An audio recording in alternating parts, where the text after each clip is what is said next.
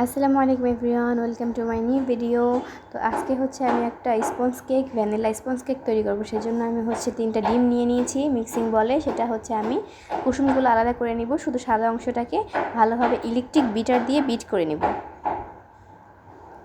Electric bitter দিয়ে ভালো করে ফোম করে নেওয়া হয়ে গেলে তারপর আমি হচ্ছে এখানে মিক্স করব হচ্ছে আমি চিনি, হাফ কাপ চিনি 2 ভাগে ভাগ করে নিয়ে 2বারে দিতে হবে। ভালোভাবে মিক্স করতে হবে যাতে কোনোভাবে দানাদার না থাকে। হাতে নিয়ে দেখতে হবে যে এটাকে কোনো দানাদার আছে কিনা। দানাদার থাকে তাহলে হচ্ছে শেষে কেকটা সুন্দর হবে না, কেকটা হওয়ার পরে ডেবে যাবে। আর তারপর হচ্ছে আমি 1/3 কাপ হচ্ছে তেল দিয়ে দিয়েছি।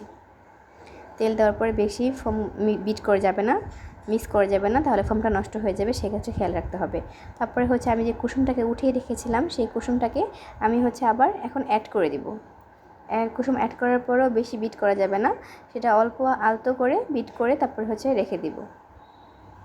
বিট করা হয়ে গেলে আমি হচ্ছে কেকের বেসটা তৈরি হয়ে যাবে, তখন আর বিটারের কোনো কাজ নেই, বিটারের কাজ শেষ। এখন আমি হচ্ছে নিয়ে নিব হচ্ছে 1 কাপ ময়দা, তারপর 1 চামচ ভ্যানিলা পাউডার আর 1 চামচ বেকিং পাউডার। এটাকে ভালো করে চেলে নিতে হবে যাতে এটা ফোমের সাথে মিক্স করতে সুবিধা হয় আর খুব স্মুথ হয়। তো এটাকেও আমি 2 ভাগে ভাগ করে খুব আলতোভাবে স্প্যাচুলার দিয়ে আমি খুব ভালোভাবে আস্তে আস্তে মিক্স করে নিব, কোনোভাবেই ঘুটাঘুটি করা যাবে না।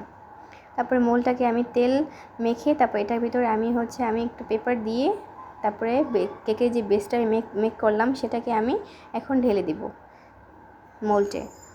মোল্টে ঢালা হয়ে গেলে অলরেডি ওখানে আমি হচ্ছে ওভেনটাকে প্রিহিট করতে দিয়ে এসেছিলাম। তো এটাকে এখন আমি 150 ডিগ্রি তাপমাত্রায় বেক করে নিব। কেকটাকে বেক করা হয়ে গেলে এই দেখতে পারতেছেন আমার কেকটা অলরেডি হয়ে গেছে।